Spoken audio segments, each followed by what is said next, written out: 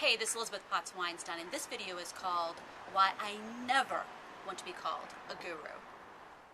One thing that's been happening in the last couple years is people have been taught that they need to set themselves up as an expert, as a guru, in order to bring in clients, in order to get speaking engagements or get the book deal or whatever it is that you want to be doing in your business. And number one is they reduce access to themselves. You don't answer your email. You have someone else who answers the email. You have no access to you at events.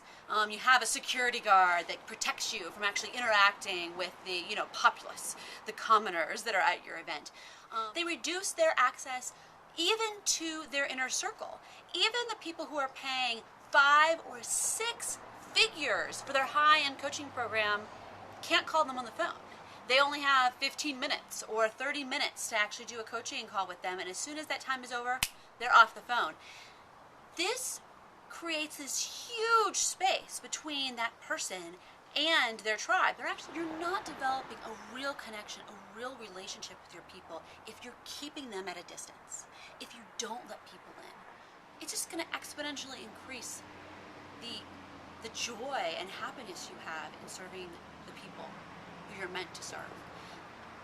It is sad to put yourself at a distance, because what the frick are you doing this for if you're not doing it for the people who you love and care about and you want to help? Because there's a lot of other ways you can make money. We could all go rob banks if we didn't give a crap about the ethics of the thing. We're doing this because we have a calling. And if we distance ourselves from our people, then it defeats the entire purpose of what we're doing. Now, I get that you do need to leverage yourself.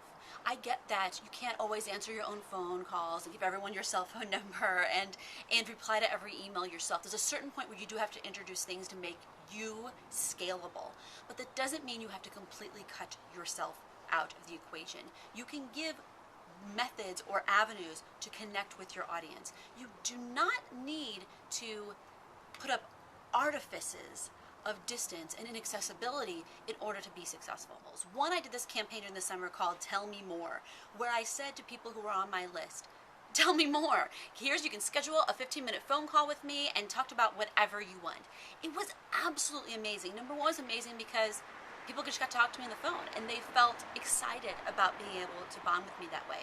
Number two, I found out what their problems really were.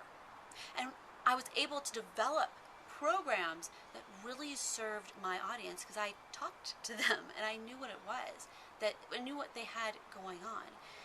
Up until that point, people couldn't send me emails. People couldn't get me on the phone unless they paid me money. I put up these artifices so people couldn't engage me directly, and that was an absolute mistake.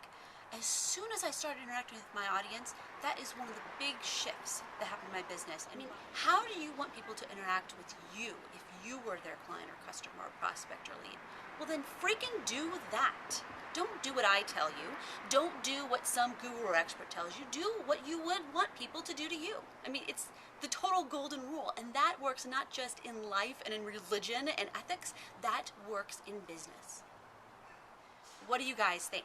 Please leave a comment below, send me an @reply on Twitter, send me an email. I look forward to hearing from you guys. Bye-bye.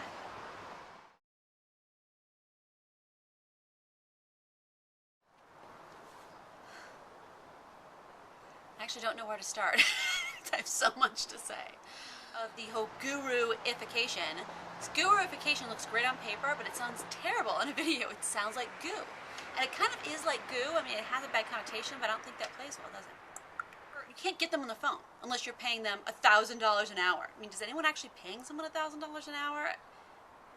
I mean, there's lawyers in New York City who get paid $1,000 an hour by big, gigantic corporate people. I actually think all those lawyers lost their jobs because the corporate people who were paying them all went under.